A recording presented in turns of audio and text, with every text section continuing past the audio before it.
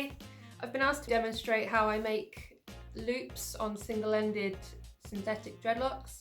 This is my own double twist loop that I've sort of developed myself over time.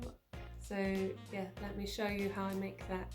This loop is double twisted, as you can see, so you can untwist to make the hole bigger, and it self-tightens when you remove your fingers from there. So it's kind of an easier way, hopefully, to thread loose hair through the loop and then eventually braid it down. So yeah, let me show you how I do that. So this is one that I made earlier. If you can see the detail on that. I have used, for this, I have used the crochet hook to pull out some longer threads of hair strands, and then wrapped it around to really bind that part first. And I've created this part. I just want to show you how that, if you twist that, how that opens up. I think this is probably like the neatest loop that I've come up with.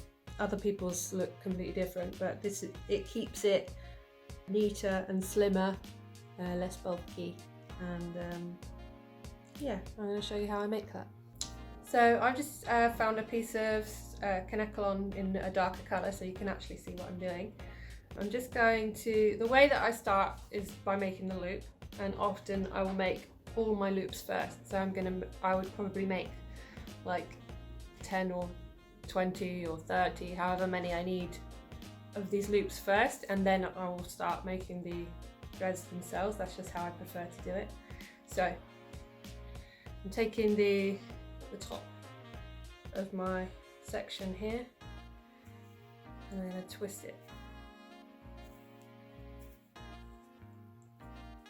until it's really tightly twisted, like that much. You can see. And then I put my finger inside there and trying to keep the tension on the twist. And then wrap around.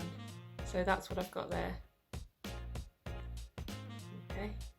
And then, rather than crocheting it here, so there's just a tiny little loop, which most people would probably need like a latch hook tool or some kind of bead threader tool to get their hair through that.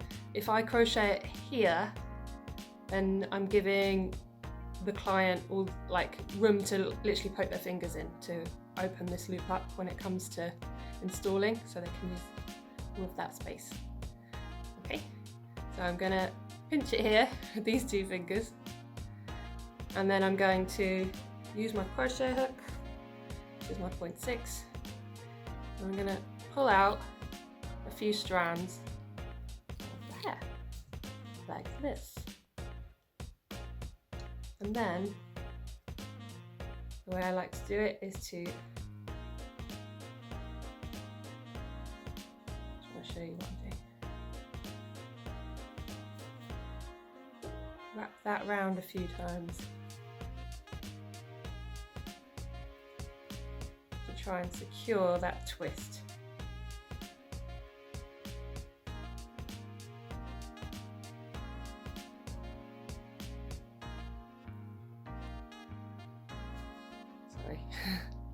There.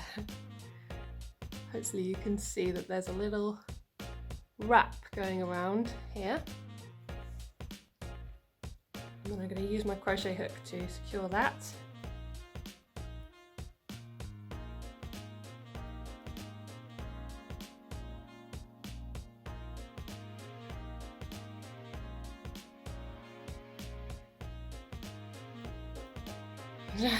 Holding my hands in a slightly unnatural position at the moment, trying to give you a view of what I'm doing. It's quite difficult.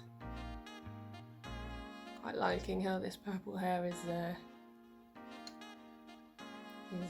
clashing with my green nails. Looking pretty spooky.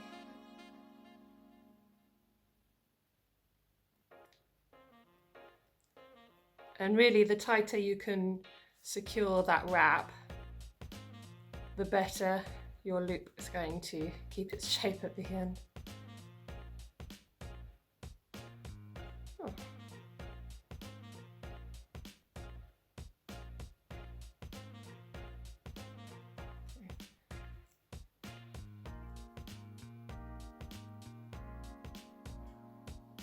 something like that.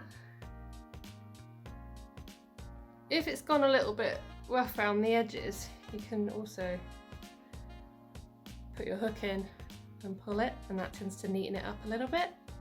When it comes to backcombing and crocheting the rest of your section of hair, you do not want to, I don't know whether you clamp or whether you attach to a string or something, but for this method, I would say clamping is better, because if you clamped it here, so if I used my clamp and clamped it on the loop, like so, leaving all of that, leaving this area exposed, when you're backcombing and crocheting, the loop is just going to get ruined. So I recommend clamping it below this area, so clamping it back here.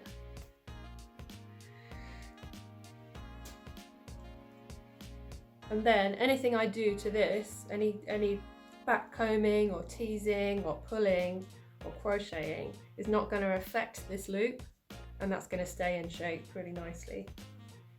Okay, so I just crocheted a little bit of this just to give you an idea of what it should be looking like, and this is pre-sealed, so it's a mess obviously, but that should be the finished, and you see how crocheting hasn't affected the loop too much. Like there was maybe like 1 or 2 hairs that got a little bit loose, so I used the end of the handle end of my crochet hook and just sort of pulled that through there. The loop can also be neatened as well during sealing, because I mean everyone probably seals their dreads slightly differently, but I usually give them a going over first by hanging them on a wire, threading the wire through here, and pouring the boiling water from the kettle down the length of them. That's like my first step for sealing. So that usually helps to bring any loose hairs, any sort of sticking out hairs, and just smoothing them down the length of the dread, and it does sort of compact the loop a little bit better as well, so that it's nice and neat. Okay, so that's how I make my synthetic single-ended loop, which is the loop that we use to attach the dreadlock to loose hair or into existing natural dreads as well, because this loop can be threaded through the root of natural dreadlocks and the end threaded through the loop, and pull gently and it creates a little knot. I can make a separate video on that though. So there you go, hope that helps. Please let me know how you do yours, because I know it's something completely different for everyone. So this is a method that I've just made up myself, and it seems to be working quite well.